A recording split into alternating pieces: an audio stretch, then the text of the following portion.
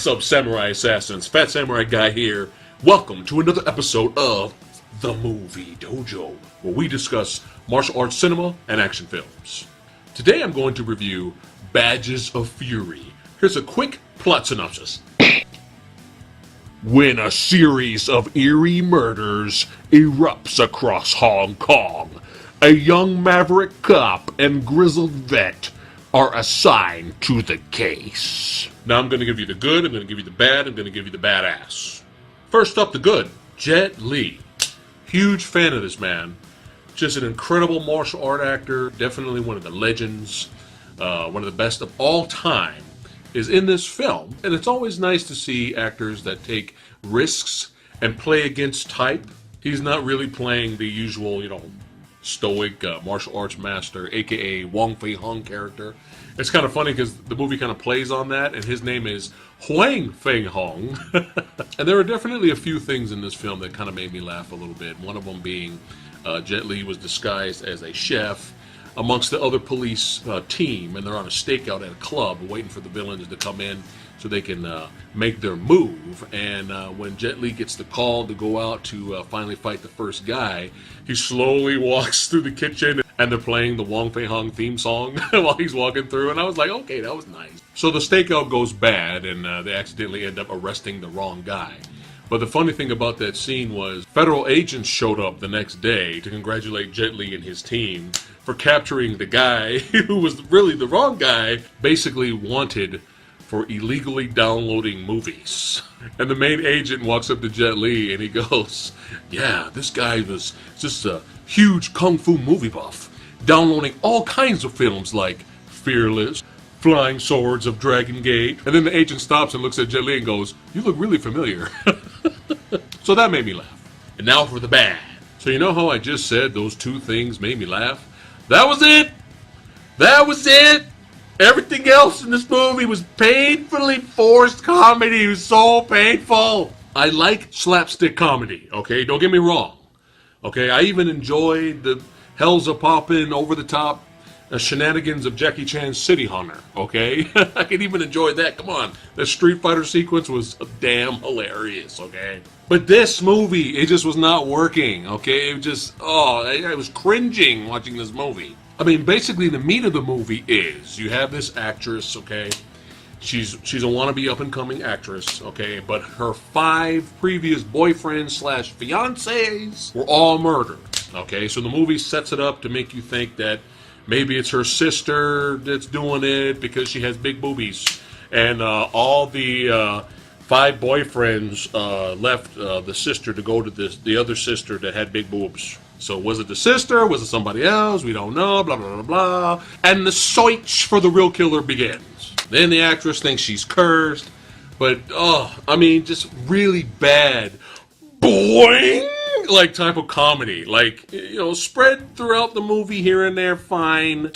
But there is just moments where just like, what the fuck was that moment? So they bring the sister in to interrogate her since she was the original girlfriend / fiancé to the previous, 5 dead men. So they start interrogating her.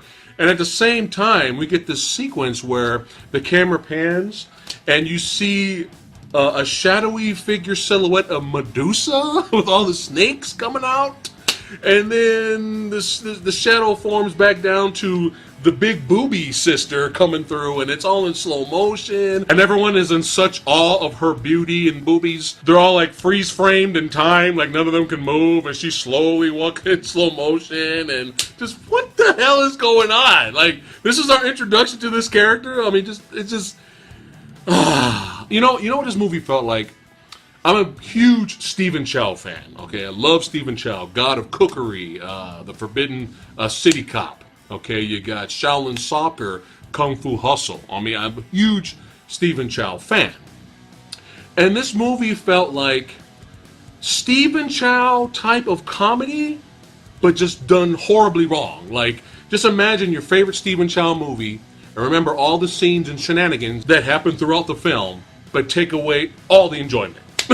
Take away everything that was funny. And the worst thing ever, the biggest crime of humanity, okay, Jet Li was like barely in this movie. It literally felt like Jet Li owed somebody a favor, okay? I don't know if it's fight choreographer Corey Yuen or what. I don't know, but just watch him in the movie.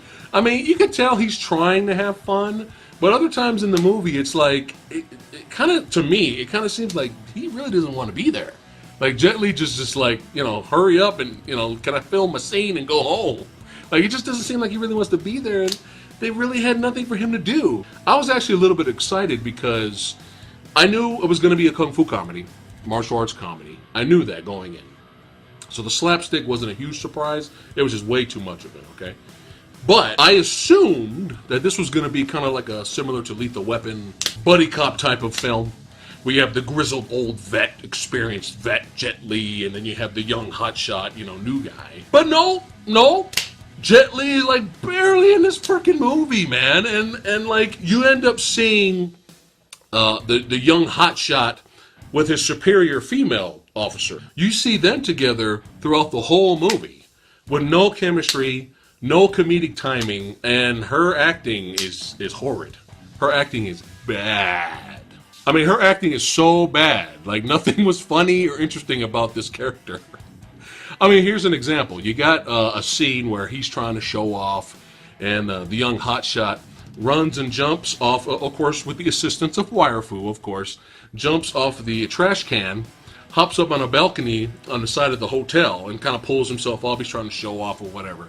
And if you see somebody do straight up Spider-Man, parkour to the max, right? When you see somebody do that, how would you react? I would be like, whoa, or, something like that. Or if you want to go over the top with slapstick type of comedy, react like this. Wow! Something, right? Her acting was so bad. This is how she reacted when he pulled the Spider-Man. Wow. Wow.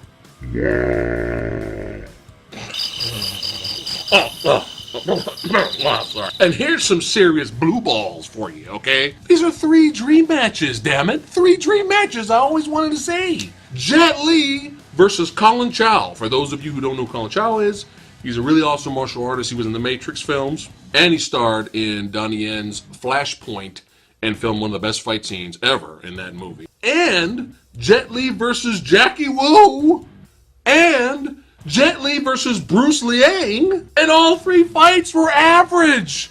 Are you fucking kidding me? Jet Li versus Colin Chow, Jackie Wu, and Bruce Liang. What the fuck? Were they the best fights in the film? Yeah, but come on, man. They're just mediocre, average at best. I mean, you can still watch all 3 of these fight scenes and still be entertained in some way, but dude, come on, man. Those 3 fight scenes could have really saved the movie for me. And now for the badass. 2 scenes in the film I found entertaining for 2 different reasons.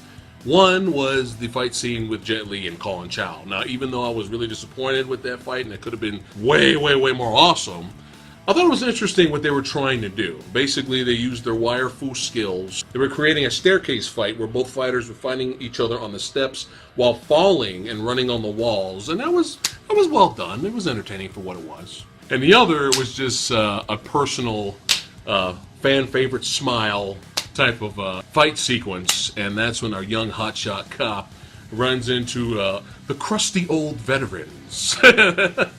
And they're all sitting around this table. And 2 of the guys in particular I recognize, and they're 2 of my favorites from old school Kung Fu. And one is Beardy, I always call him Beardy. And the other one is one of the best Kung Fu villains of back in the day. Every time I see these guys, or anybody I recognize from the old school, I just get all giddy and yay, woohoo. So overall, I knew this was going to be a Kung Fu comedy. I knew there was a chance that the comedy was going to be a hit and miss, and mostly with this movie, it was a fucking miss, man. I mean, just was not funny. There is a few things here and there that you can find enjoyment out of, but I personally can't really recommend it to you guys. So I give Badges of Fury 1.9 out of 5 ninja star. So that's it for today's episode of The Movie Dojo. Let me know what you thought of Badges of Fury in the comments below. And if you enjoyed this video, hit that like, share, and subscribe button. And I'll see you guys next week with my review of Close Range, starring Scott Adkins and director Isaac Florentine. Will they be able to bring together action martial arts movie gold once again? Or will it be... We'll find out. See you next time.